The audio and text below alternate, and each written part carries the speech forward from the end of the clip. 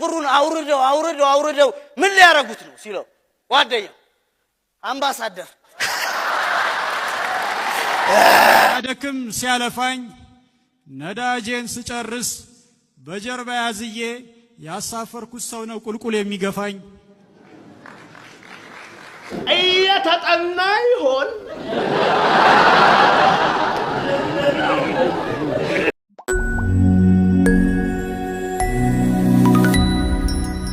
ልምድ ቢሉኝ የዚያ ሥራ በኩር የሀገሩን ዝናብ እኛን ያዘነብነው ብዬ ምደሰኩር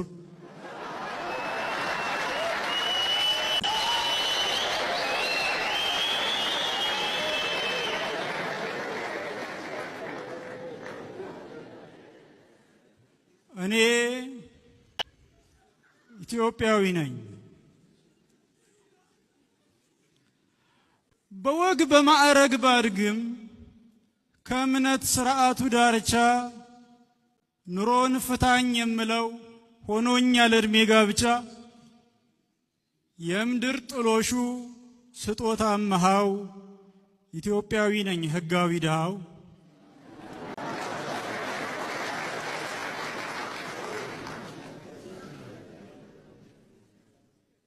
በስለት ብወለድም በስለት ቢወልዱኝም ከገዳም አድባር ተንከራተው ህመም የት ያውቀኝና በስለት ነው የምሞተው።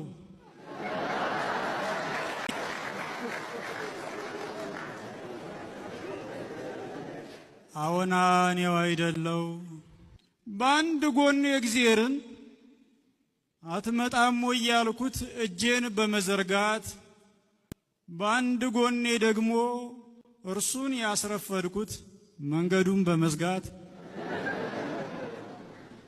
እንደ ቸንቶ መኪና ማንም ሲያዞረኝ አድርና እንደ አሮጌ አውቶቡስ ሲያደክም ሲያለፋኝ ነዳጄን ስጨርስ በጀርባ ያዝዬ ያሳፈርኩት ሰው ነው ቁልቁል የሚገፋኝ።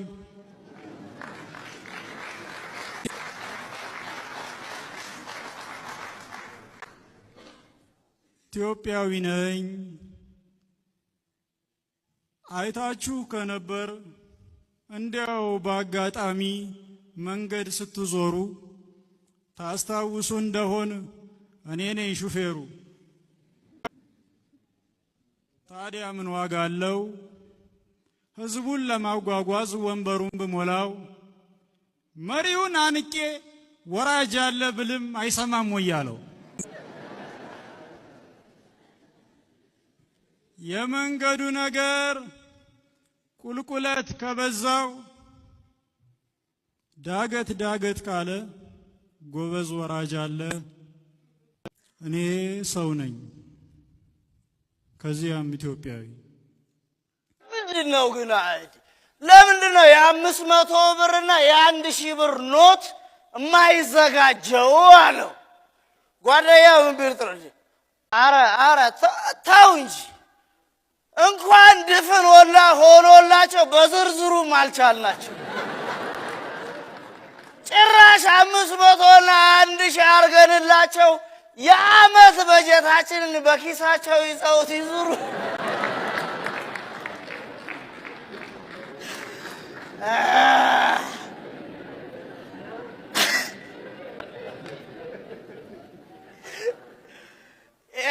ድሮ እኮ ገንዘቡ ይበረክት ነበር።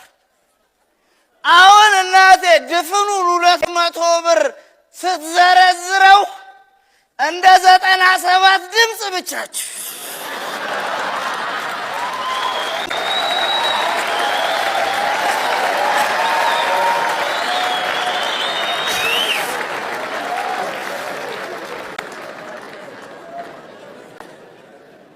ሁለቱ ጓደኛሞች እየተጫወቱልን ነው።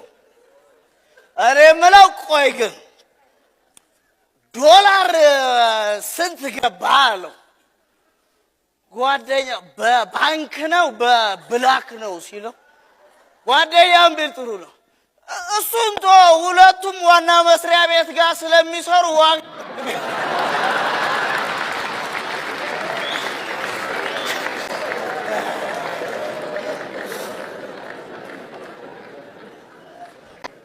ጓደኛው ያው በብላክ 60 ብር አካባቢ ይላሉ በባንክ 55 ብር አካባቢ መሰለኝ ሲለው ድንግጥ ብሎ በቃ ብራችን እንዲቀለለ ማለት ነው።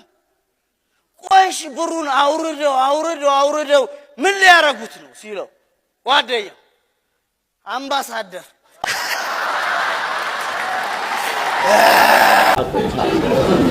ላጉን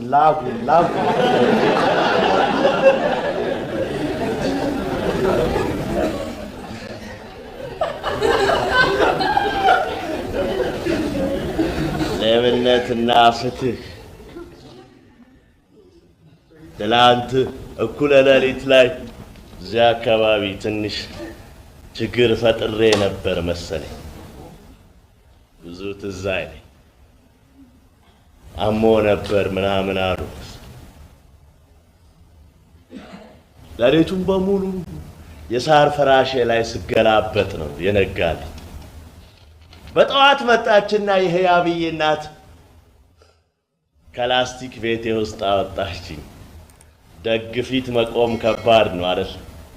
ልክ እንዳየኋት ብቻ ሁሉንም ነገር ዝርግፍ አድርጌ ነገርኳት። ከፌስታሌ ውጪ የደረሰብኝን ሁሉ አወራኋት። አለቀሰች። ዘውድዬ ትሙት አለቀሰች። ከዛስ በኋላ ህያብ እንዳትሰማ ተማማልንና ገበያ ወስዳ ማስታውሰውን ገዛች። አይገርምም እንዲህ አይነት ንጽህና? አይገርምም እንዲህ አይነት ንጽህና? ለካ ልጇ ልካልኝ የነበረውን ስጦታ ከፍታ እንኳን አላየችውም ነበር። እኔ ማስታወስ ይጠበቅብኝ ነበር። በዘውድዬ ሞት እኔ እንደዚህ አይነት ነጭ ሰው አላውቅም። እንዲህ አይነት ለቅድስና የቀረበን ፐርሶናሊቲ ደግሞ ለመመርመር ጉልበት የለኝም። እችላለሁ የሚል ካለ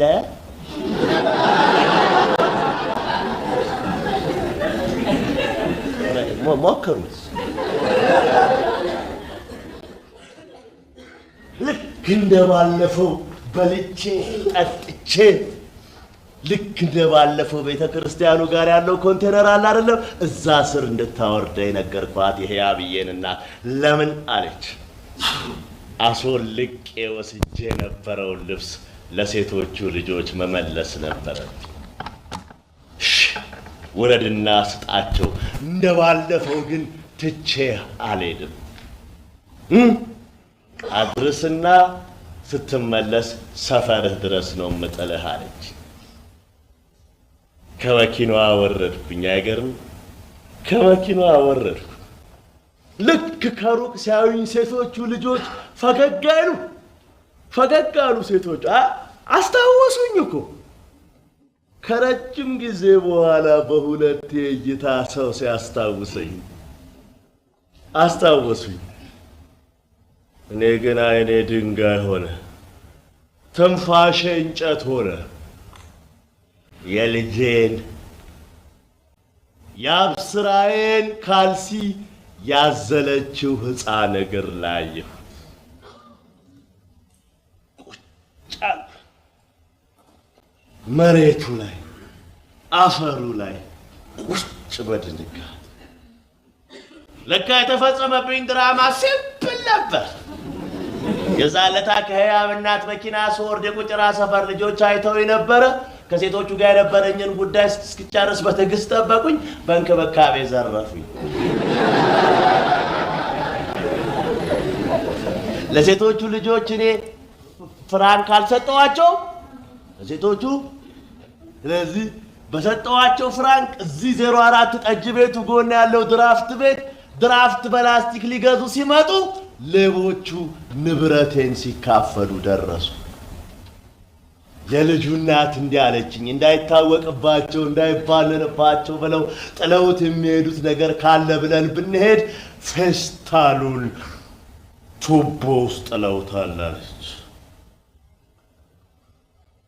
ፈትቼ ሳያቸው ድሪያውንና ካልሲውን ወደድኳቸው።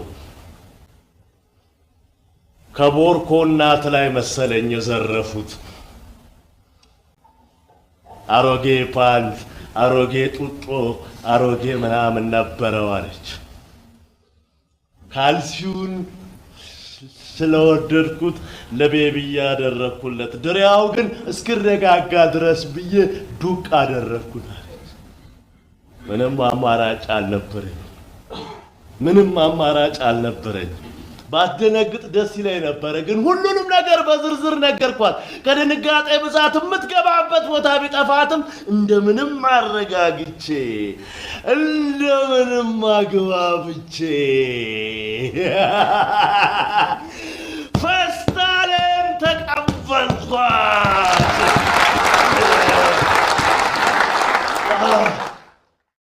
ከአጀንዳዬ መጉደል በስተቀር ሁሉም ነገር ውስጡ አለ። አጀንዳዬንም ሆዴን እየበላኝም ቢሆን መተውችን ነበር፣ ግን ጉዳዩዋ ትንሽ ስለከነከነችኝ ይሄንን አገኘነው ያሉኝ ቦታ ወሰዱኝና ስንፈልገው የለም። እንዴት ነው አንድ የቁጭራ ላቦሮ አንድ የቁጭራ ማጅራት መቺ ካሮጌ ፌስታል ውስጥ አጀንዳ ነጥሎ የሚያስቀረው? እንዴት አትከነክንም? እየተጠና ይሆን?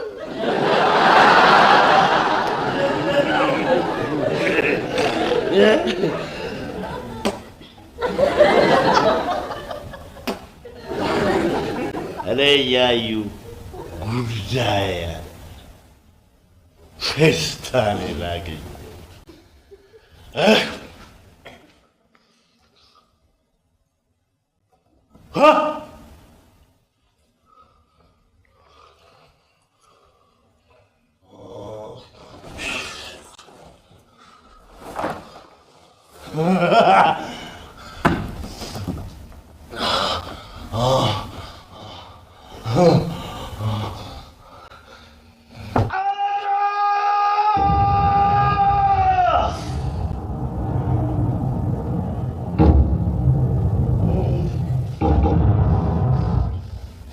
ልመናዬን ስለሰማኝ አመሰግናለሁ አለቃ። አንተ እኮ አሳፍረኸኝ አታውቅም። ስለሰማኸኝ አመሰግ። እስኪ እኔን እንደሰማኸኝ ሰፊው ሕዝብ ደግሞ አንተን ይስማህ። ጉዳት የለውም፣ ትንሽ ተደማመጥ። ግን አለቃ አንድ ጥያቄ ብቻ ግን አለቃ አንድ ጥያቄ ብቻ ግን ጠይቅልኝ።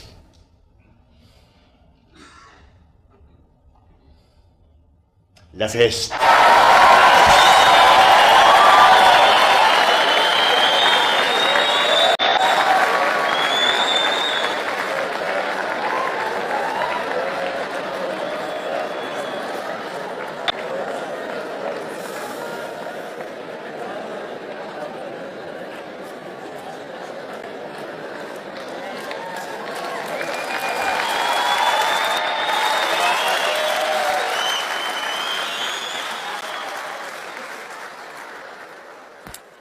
አንድ ምክር ልምከርህ።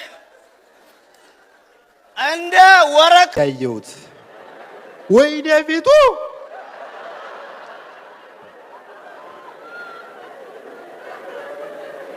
ፊቱ ድንበር ላይ ቢቀመጥ ብቻውን የውጭ ወራሪ ይመልሳል።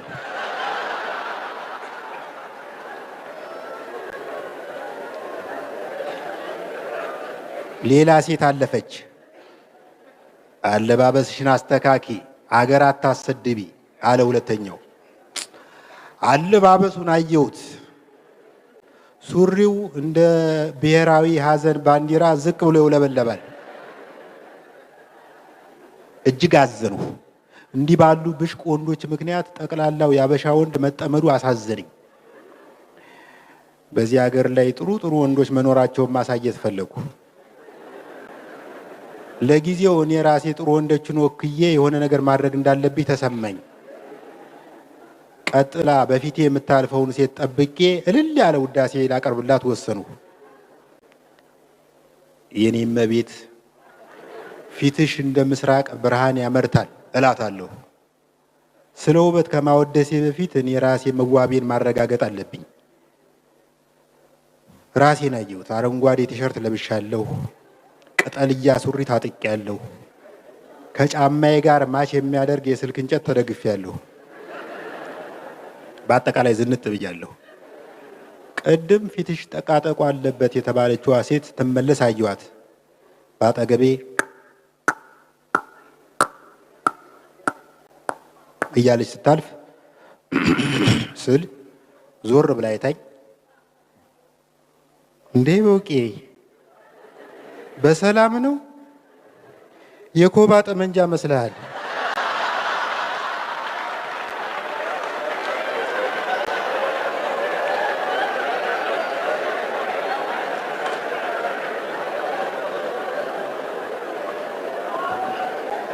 ሌላው በዚህ ዘመን ክፉኛ እያሳሰበኝ የመጣው ዝርፊያው ነው። ከ4 ዓመት በፊት እዚህ ሀገር ስፖኪዮ ነበር የሚሰረቀው። አሁን ሙሉ መኪናውን ይሰርቁና ስፖኪዮን ለማስተዛዘኛ ጥለውት ይሄዳሉ። ባለፈው በእኔ በራሴ የደረሰውን ልንገራችሁ። የሆነ ክለብ ስዝናና መሸውና በጊዜ ልግባ ብዬ ከምሽቱ 6 ሰዓት አካባቢ ወደ ቤቴ ወክ ማድረግ ጀመሩ። እዚህ በአምቢስ ጋር ሰማ የበለው ድልድይ ላይ ስደርስ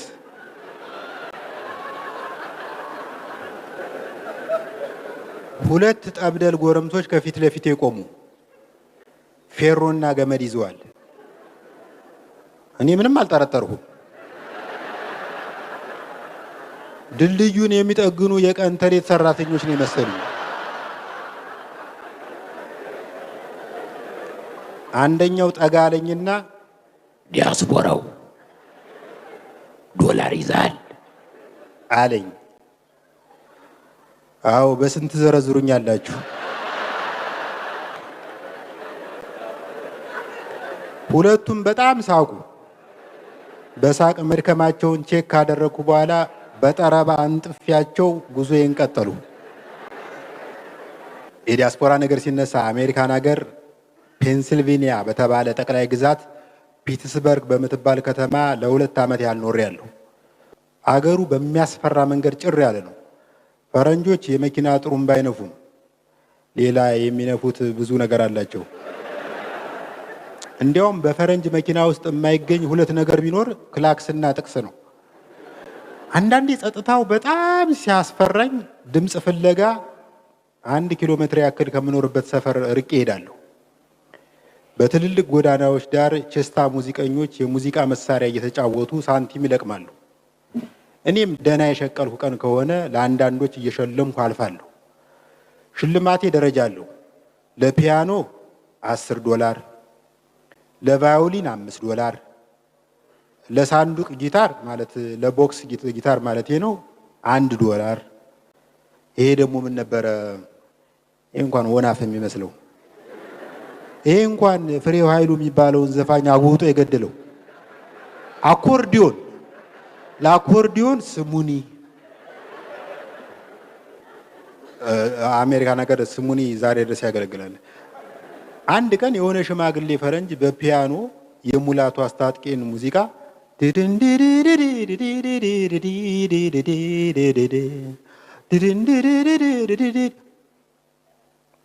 በጣም ኢሞሽናል ሆኖ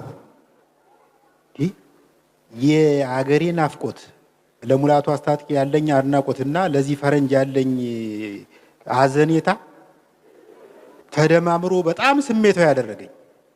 $100 መሽለቅ አድርጌ ግንባሩ ላይ ልመርግለት ከፈለኩ በኋላ በሃራስመንት እንዳይከሰኝ በመስጋት ፒያኖ ላይ ጣልኩለት። ሽማግሌው ፈረንጅ $100ን ሲመለከት በጣም ከመደናገጡ የተነሳ ለጥቂት ሰከንዶች ዜማው ጠፋበት።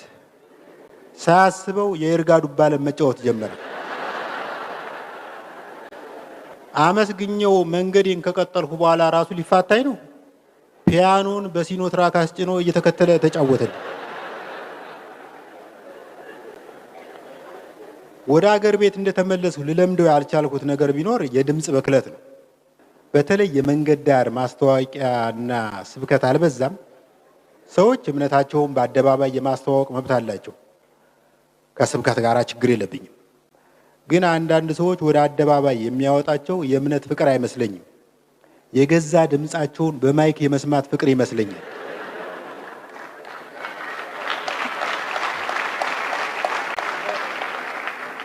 በቀደም እዚህ መገናኛ በሚገኝ አንድ አውቶቡስ ማቆሚያ ላይ ከሌሎች መንገደኞች ጋር ጠጋ ብዬ ቆሜያለሁ።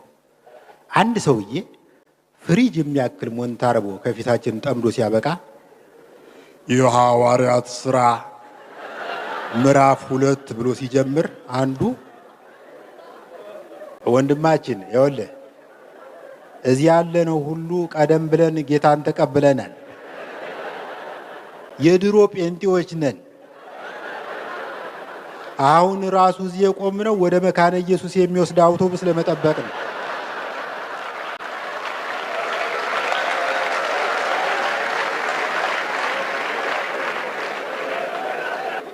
ሰውየው ሞንታርቦውን እየጎተተ ገለል ይላል ብዬ ስጠብቅ አይጥና በረሮ አስቸግሮታል።